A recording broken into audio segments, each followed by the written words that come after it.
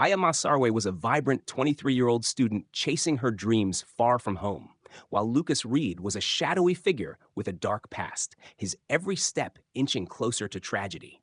Their lives intersected one fateful night, setting off a chain of events that would leave a community shattered and desperate for answers.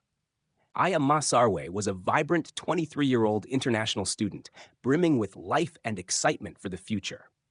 She had traveled thousands of miles from her hometown to pursue her studies in media and communications at a prestigious university.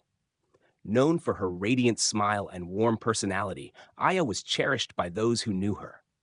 Her friends described her as an adventurous spirit who embraced life with open arms, always curious and eager to explore new cultures and experiences. She had dreams of becoming a journalist, using her education to tell stories that could bridge gaps between people and cultures. Aya's family supported her dreams wholeheartedly, proud of the young woman she was becoming. On a cold January evening, Aya's day had been like many others. She had attended her evening lecture, her notebook filled with scribbled ideas for a project she was working on. After class, she lingered on campus for a while, chatting with a friend about an upcoming cultural event she was excited to attend. As the night grew darker, she decided to head home. Aya boarded the tram that would take her closer to her apartment, a route she had traveled countless times before. She wore headphones, the soft glow of her phone lighting up her face as she scrolled through messages and playlists. Passengers on the tram later recalled seeing Aya that evening. She appeared calm, lost in her own world, occasionally smiling as if amused by a memory or a song. Her presence was unassuming, blending into the background like any other young student heading home after a long day. But what no one could have predicted was the danger that lurked nearby, the shadow of an unknown predator who would change the course of her life forever. Aya stepped off the tram at her usual stop, a quiet suburban area surrounded by leafy streets. The air was crisp, the city settling into the stillness of the night. As she walked the familiar path toward her apartment, the streets were empty, save for the occasional car passing in the distance. What happened next remains a chilling mystery, pieced together only by the evidence left behind. The following morning, a jogger taking their usual route through a nearby park made a horrific discovery. Aya's body lay hidden in the undergrowth, her life brutally taken in what appeared to be an unprovoked act of violence. The scene was harrowing, and the news of her death sent shockwaves through the community. How could something so terrible happen to someone so full of life? Aya's murder became the focal point of public grief and outrage. Vigils were held in her honor, with candles flickering in the cold wind as mourners shared stories of her kindness and aspirations. Her death wasn't just a personal tragedy. It became a symbol of the vulnerability faced by young women in public spaces. As the investigation began, one question haunted everyone. Who could commit such a heinous crime, and why? The discovery of Aya Maasarwe's body shocked the city, transforming a peaceful community into one gripped by fear and uncertainty. The local police quickly launched a full-scale investigation, determined to find the person responsible for the brutal murder. At the forefront of the case was Detective Natalie Pierce, a seasoned investigator with years of experience in handling high-profile crimes. Known for her methodical approach and unrelenting determination, Pierce was determined to bring justice to Aya and her grieving family. The investigation began at the crime scene, a secluded area near Aya's tram stop. Officers carefully cordoned off the area, and forensic experts worked tirelessly to collect every possible piece of evidence. Among the items recovered were a baseball cap discarded in the grass, a half-empty water bottle near the trail, and a torn piece of cloth that appeared to have been part of Aya's clothing. The items were bagged and sent to the forensic lab for analysis, as investigators hoped they might hold crucial clues. In parallel, the team began reviewing CCTV footage from the tram and nearby streets. The grainy videos revealed Aya boarding the tram after her evening lecture, her demeanor relaxed and cheerful. She was seen disembarking at her usual stop and walking alone down the quiet street. However, the footage also captured another figure, a hooded individual lingering near the tram stop.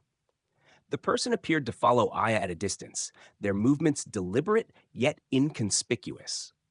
Though the footage lacked clarity, it was enough to establish that Aya had been followed.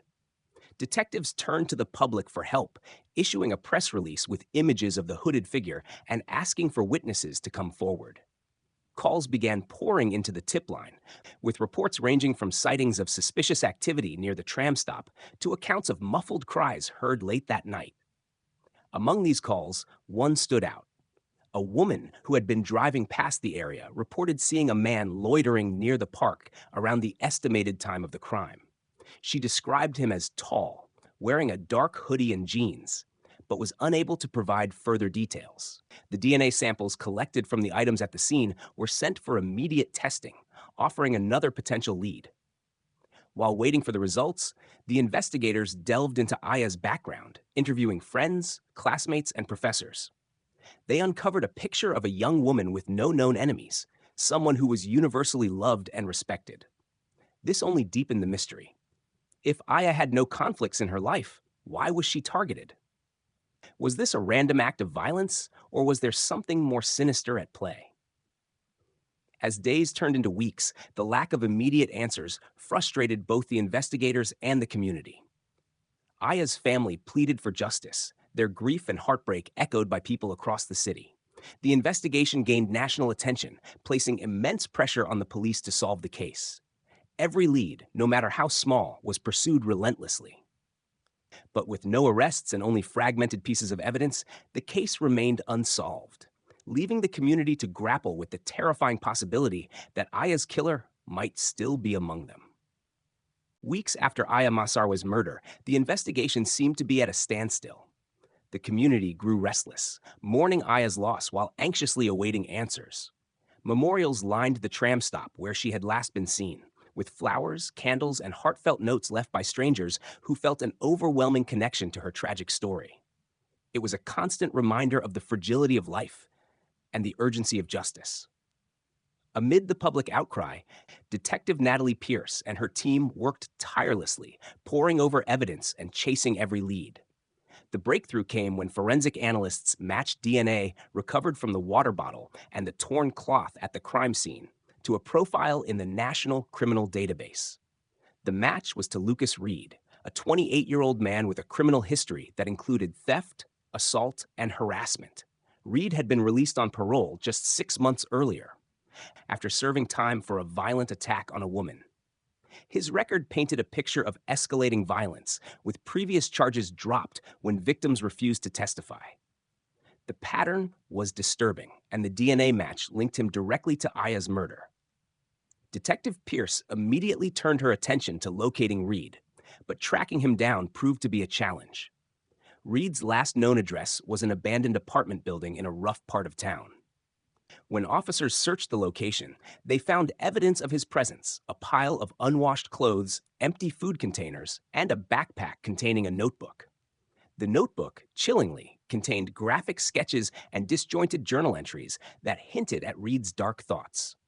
One entry stood out, a cryptic sentence scrawled in large, bold letters: "The perfect moment is fleeting." This discovery confirmed investigators' fears that Reid had been planning his crimes, choosing his victims carefully. But Reid himself was nowhere to be found. He had no known employment, no close family ties, and no consistent patterns of behavior, making him difficult to track. Surveillance footage from nearby businesses showed him purchasing supplies at a convenience store a week earlier, but after that, he seemed to vanish without a trace. The manhunt for Reid intensified. Police released his photo to the public, warning that he was considered extremely dangerous. Tips began flooding in as people reported possible sightings, though many turned out to be dead ends. Then, a crucial lead emerged. A gas station attendant on the outskirts of the city recognized Reid from the news. Security footage confirmed that Reid had been there, buying food and gas for an old sedan.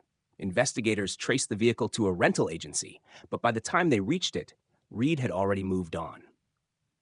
The tension grew as police chased Reid's trail across the region, piecing together his movements from scattered sightings and fragments of evidence. Each day he remained at large, added to the fear that he might strike again. Behind the scenes, forensic psychologists joined the investigation, analyzing Reid's past behaviors and writings to predict his next move. The deeper they delved, the more they uncovered a chilling portrait of a man who thrived on control and chaos.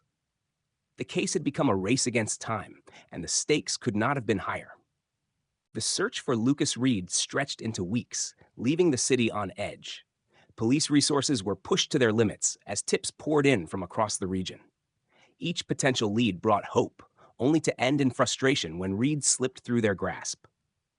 The public's fear was palpable, and the community became hypervigilant, with residents locking their doors earlier, avoiding empty streets, and watching every shadow. The murder of Aya Maasarwe had become a grim reminder of how quickly safety could shatter, and the knowledge that her killer was still out there made it impossible for anyone to feel at ease. Detective Natalie Pierce and her team worked day and night, meticulously piecing together the puzzle of Reid's movements. Surveillance footage from a gas station had been their last confirmed sighting, and from there, Reid seemed to vanish. Investigators theorized he was using cash to avoid leaving a digital trail and likely moving between isolated rural locations to avoid detection. Forensic psychologists on the case analyzed his patterns, pointing out his escalating behavior and increasing risk-taking. They warned that if he felt cornered, he might lash out again, raising the stakes even further. Finally, a breakthrough came when a farmer reported seeing a man matching Reid's description near an abandoned warehouse on the outskirts of the city. The man had been acting strangely, scavenging through trash bins and avoiding contact with anyone. Police quickly descended on the area, setting up a perimeter around the warehouse. The air was thick with tension, as officers prepared for what could be a dangerous confrontation. Reid was known to be volatile, and there was no telling how he would react when cornered. A SWAT team moved in, surrounding the building, while Detective Pierce coordinated the operation.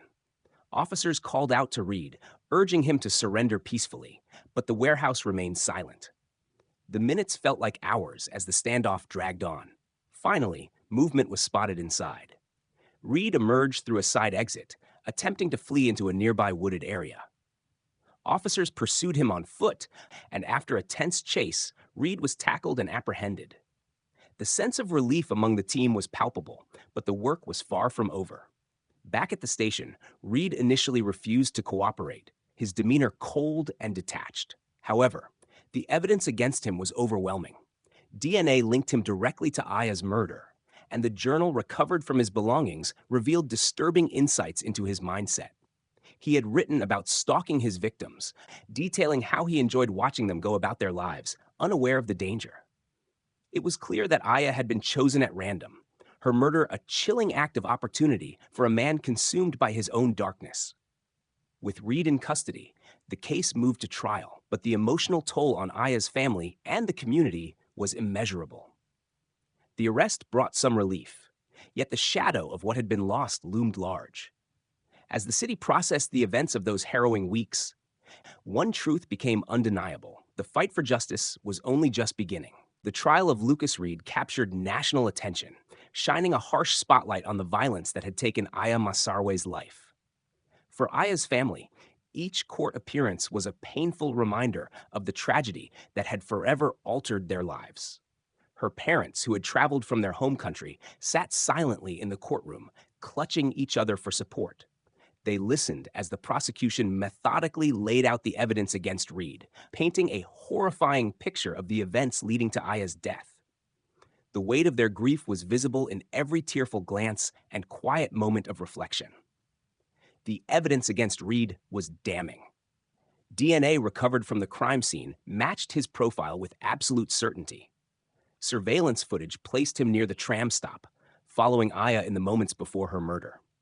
The journal found in his possession provided a chilling window into his mind, with its grotesque drawings and detailed plans for stalking and harming unsuspecting women. Forensic experts testified about the brutal nature of the attack, explaining the injuries Aya had suffered and the sequence of events that likely unfolded that night. Each revelation deepened the collective sense of loss and outrage. Reid's defense team attempted to argue that his actions were the result of untreated mental health issues and a troubled upbringing. They presented evidence of a history of neglect and abuse, suggesting that these factors had contributed to his violent tendencies. However, the prosecution countered that Reid's behavior was deliberate and calculated, pointing to the methodical entries in his journal and his pattern of escalating violence. The jury listened intently as both sides presented their cases, but the weight of the evidence left little room for doubt.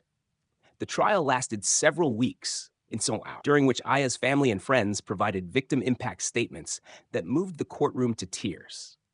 Her younger sister spoke about the devastating void left in their family, describing how Aya's laughter had once filled their home. Friends recounted her dreams and aspirations, painting a picture of a young woman full of promise whose life had been senselessly stolen.